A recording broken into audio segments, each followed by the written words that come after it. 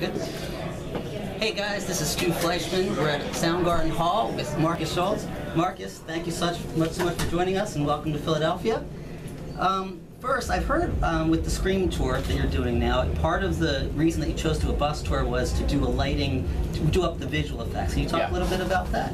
Yeah, you know, a lot of these cities I've been to, and some of them I haven't been to, but one of the things is that I've been to a lot of these cities and they don't have the production that, you know, some of the big cities see, or the big clubs see, or even the big festivals. And it's always been kind of a dream of mine to be able to go into cities like Philadelphia and you know, just all across the United States with our own production, you know. The design that we came up with is very similar to the design at Privilege in Ibiza, and so the idea was to travel with all of this. You know, I think what really happened was I was doing a gig in a city, and I said, you know, you guys don't have any like visuals, nothing, just like 2 TVs in the DJ booth, and they're like, I said, couldn't you rent something or anything? And they were like, you know, in order for us to get LEDs in here, we have to have them shipped from California. And I'm like, wow, there's nothing even in the region. So that to me, that told me right then and there, I want to do a tour and just bring my own production to it, to these cities. And that's where kind of where the whole thing was born. Awesome, great. Now, with regard to the Scream album, I noticed you've got a lot of great collaborations on there with some of the trance, you know, great stars. I noticed Adina's here with you on this tour as well. I mean, Sarah Howells, Trevor Guthrie. What was it like working, you know, on these collaborations for the project? It was fantastic because, you know, my goal for the album was to be diverse. And each one of those singers have their own unique style, unique sound, and I'm very proud to say that you know, a lot of them I discovered, you know, and worked with before anybody. So working with them and being the first kind of trance producer that to work with them, it was fun because they were like new, you know, new to it. They were really like interested, like, wow, well, you know, this music and the ideas, and you know, to me, I'm the kind of person who, you know, I've been offered many opportunities to work with established artists, but I find much more pleasure working with new people and kind of, you know, discovering new talent, because it's like that whole newness of everything is really kind of exciting. It's more exciting for me. Now, following on that regard, about a year ago you started Schulz Music Group, and you've already signed some great folks. Coma's here tonight, Crewbase Stephen. What are you looking for in that new talent, in the folks who you might Well, one of the things is I also have a label, Cold Harbor Recordings, but as a label you can only do so much to help an artist. You sign a track of theirs, but you know, you can't really help guide them the way that you think they should be guided.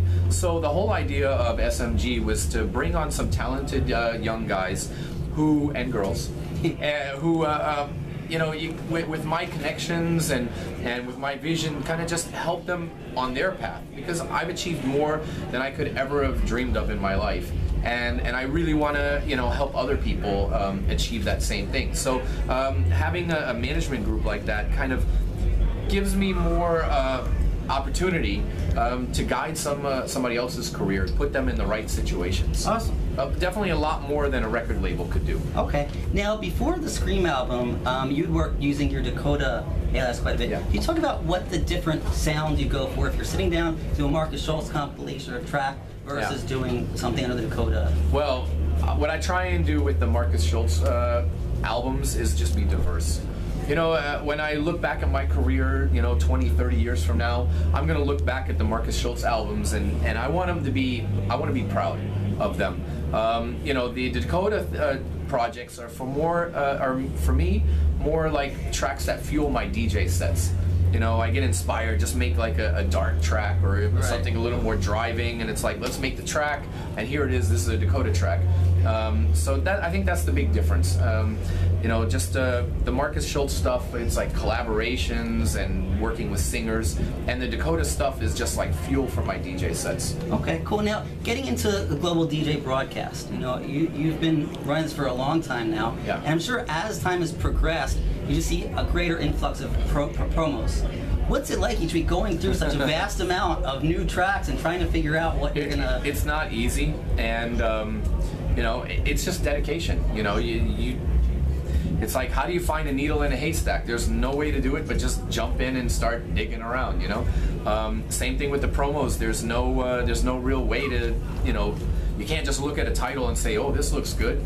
Right. You know, you just have to get in there and start digging around. And you know, I'll be honest with you, as I scan through the tracks, maybe some tracks I don't give as much attention to, and that's why it's also very important to have people that kind of like have your attention as well. That say, hey, you know, this is a cool track. But you know, I try and listen to everything that comes in, and there's nothing better than when you find that needle in the haystack. You know, it's quite rewarding. Okay, now this has been a good year so far in terms of anthems. You've got the Expedition anthem as well as Spiritual Gateway. What does it take to make a great anthem?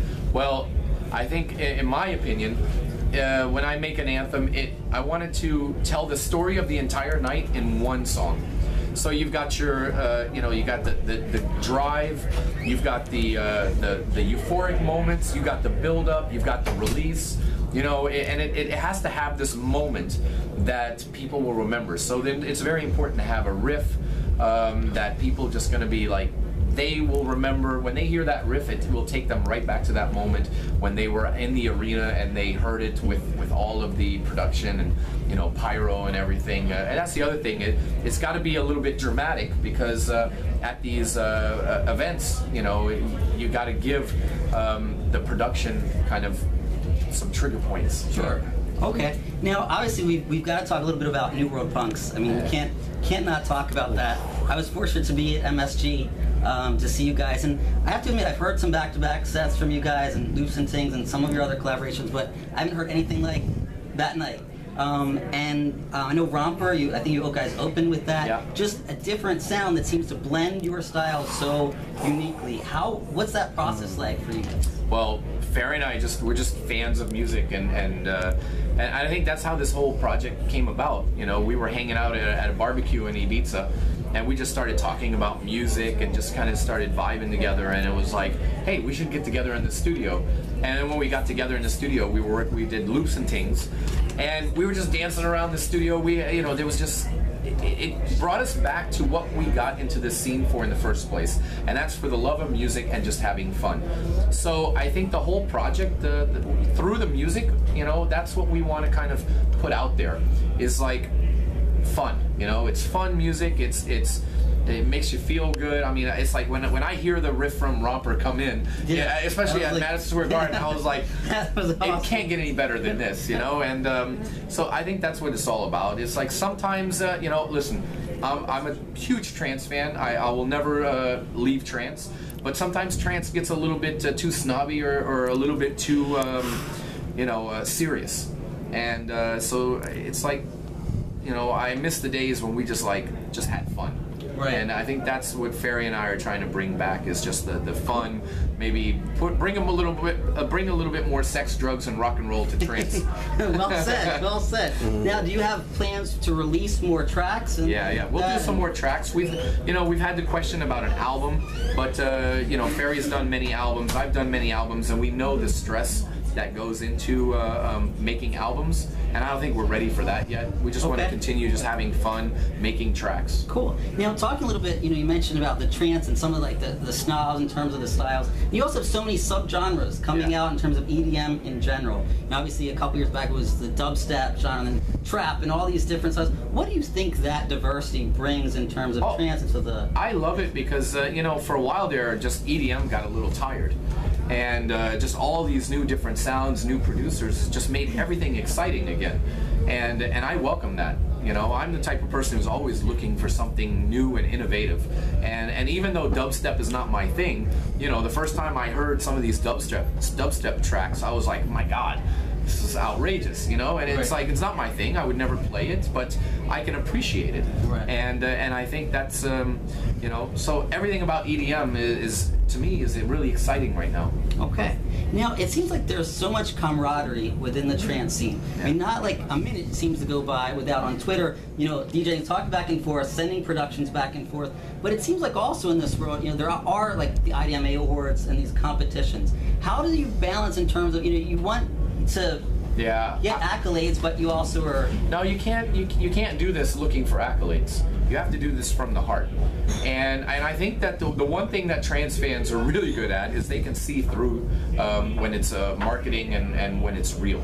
And I've always tried to be real. You know, it doesn't matter if I'm playing at Madison Square Garden or if I'm playing in an after party in your living room. I'm in it because I'm doing this because I love the music and I just want to have a great time and play some amazing music for some amazing people.